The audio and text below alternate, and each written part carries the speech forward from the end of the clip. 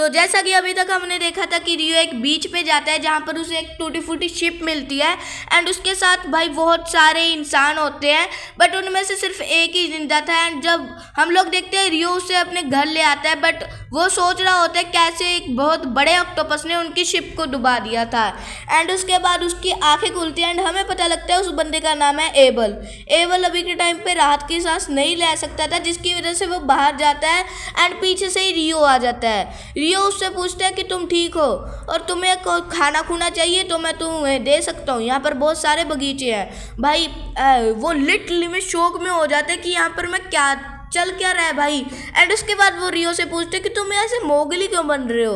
And उसके बाद वो बोलते हैं कि दरअसल भाई साहब यहाँ पे रिसोर्सेज की कमी है जिसकी वजह से। उसके बाद एबल बोलते हैं हाँ ठीक है मुझे काफ़ी भूख भी लगी है वैसे। एंड रियो बोलते हैं कोई बात नहीं भाई, यहाँ पर मैं कब से रह रहा हूँ जिसकी वजह से काफ़ी सारा खाना है यहाँ पर, चलो हम अंदर चलते हैं। एंड उसके बाद हम लोग देखते हैं ये दोनों खाना खाने लग जाते हैं एंड एबल उसे अपना नाम वगैरह बता रहा होता है और कहते हैं वैसे तो मैं एक स्पोर्ट्समैन हूँ।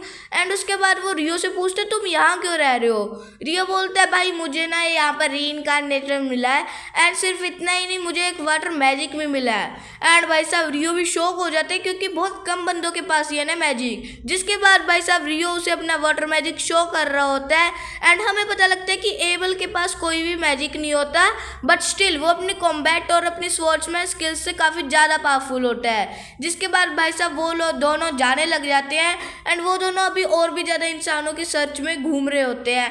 तभी वो अपनी पुरानी शिप की तरफ चले जाते हैं जहाँ पर वो देखते हैं यहाँ पर कोई भी जिंदा नहीं है एंड पूरी की पूरी शिप भी टूट चुकी है। एंड उसके बाद वो रियो के पास आता है तो कहते हैं कि क्या तुम्हें अपने दोस्तों की याद नहीं आ रही, क्या तुम्हें उनकी भाई उनके साथ जो बिताई हुई मेमोरीज है उनकी याद नहीं आ रही। एंड उसके बाद हम लोग शाम का सीन देखते हैं जहाँ पर वो दोनों सोच रहे होते हैं कि अब क्या किया जाए, जहाँ पर रियो बोलते हैं कि आज हम हमारे घर पे सो जाते हैं, मतलब मेरे घर पे।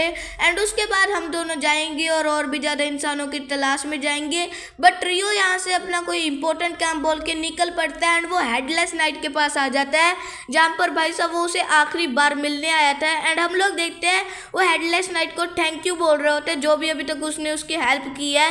एंड उसके बाद फिर से इन दोनों में कॉम्बैट शुरू हो जाती है, बट इस बार रियो उतना वीक नहीं था, वो एक दो स्ट्राइक्स तो लैंड कर ही देता है बट स्टिल वो हार जाता है। एंड उसके बाद हेडलेस नाइट उसी लेक में जाने लगता है एंड जाते जाते वो बोलते हैं बाय। एंड उसके बाद वो उसे एक और गिफ्ट दे के जाता है जो एक रॉयल जैकेट थी। एंड उसके बाद रियो मन से उसके एक और बार थैंक यू बोलता है, अब उसने इतनी ज़्यादा हेल्प कर ही दी है। एंड भाई साहब वो वहाँ से निकल जाता है। एंड उसके बाद सुबह का सीन देखते हैं जहाँ पर रियो वो सारे कपड़े पहन कर निकल पड़ता है एबल के साथ। एंड भाई साहब एबल भी सोच रहे होते हैं कि क्या ये सच में स्ट्रॉन्ग है, एज एबल तो एक भाई साहब प्योर सोल्जर ही है। एंड उसके बाद हम लोग देखते हैं एक और बोर मोस्टर इनके सामने आ जाता है, बट भाई साहब एबल अपनी कॉम्बैट स्किल से उसे आसानी से हरा देता है। रियो भी देख के हैरान रह जाता है कि कितनी ज़्यादा स्ट्रॉन्ग है उसकी कॉम्बैट स्किल्स। एंड उसके बाद एबल बोलते हैं वैसे तुम मेरे पीछे ही रहना, बट इसको क्या पता भाई कितना स्ट्रॉन्ग है अब रियो। एंड उसके बाद हम लोग देखते हैं वो और आगे जाते हैं। रियो को कुछ सेंस हो जाता है, रियो कहते हैं एक सेकंड। एंड भाई साहब वही चीज एबल को भी सेंस हो जाती है। दरअसल वो बहुत सारे लिजर्ड मैन्स थे एंड रियो बोलते तू पीछे रहना मैं देखता हूँ इन्हें। हाँ देखता हूँ मैं।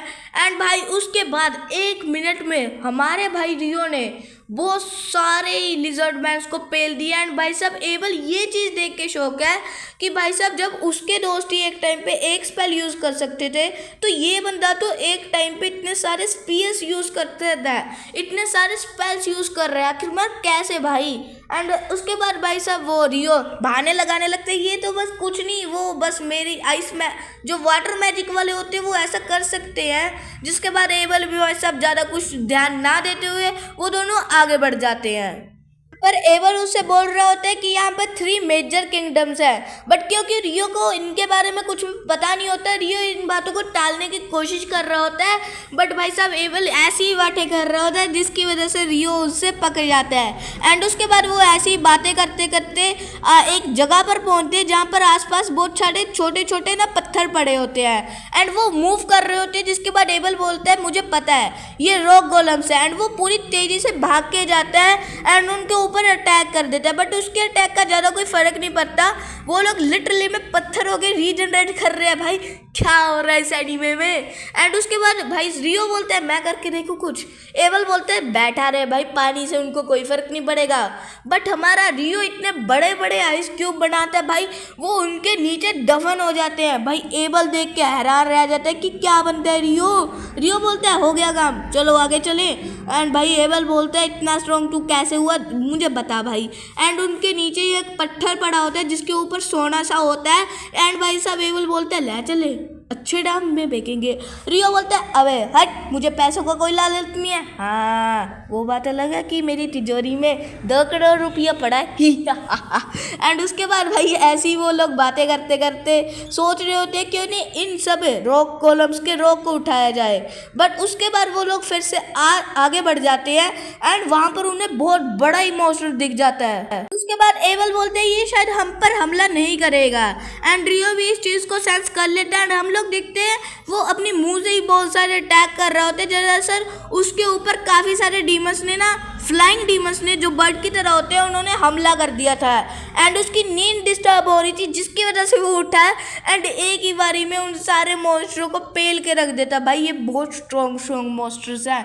भाई रियो भी देख के हैरान रह जाता कि इसने जस्ट अपने मुंह के एक रोर मारी एंड उन सारे मॉन्स्टर्स को उसने नीचे गिरा दिया है। एंड उसके बाद ऐसे ही वो रात में बातें कर रहे होते हैं, पर एबल उसे बोलते हैं कि उस बड़े से मॉन्स्टर ने उन सारे वाइब्रेंस जो मॉन्स्टर थे उनका नाम वाइब्रेंस था एंड उसके ऊपर स्पेल कैंसलेशन अटैक यूज़ किया था।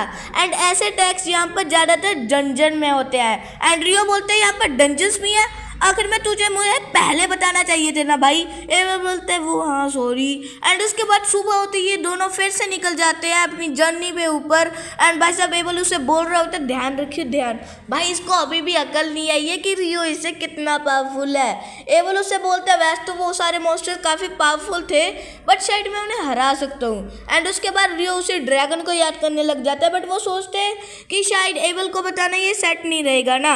एंड उसके बाद हम लोग देखते हैं वो एक पहाड़ी पर आ जाते हैं जहाँ पर उन्हें कुछ अजीब सा ही सेंस होता है। एंड भाई साहब एबल ये देख के शॉक हो जाता है कि अभी ये यहाँ पर, भाई मैं क्या बताऊँ। इनके सामने तभी एक ग्रिफिन आ जाता है एंड भाई साहब ये बहुत स्ट्रॉन्ग मॉन्स्टर होते हैं। एबल कहते हैं गए। एंड तभी भाई साहब वो रियो काफ़ी सारे मीट के टुकड़े निकालते हैं एंड उस ग्रिफिन को दे देते हैं एंड वो वहाँ से चला जाता है। एबल बोलता है थैंक यू यार, तूने तो आज बचा लिया हमें।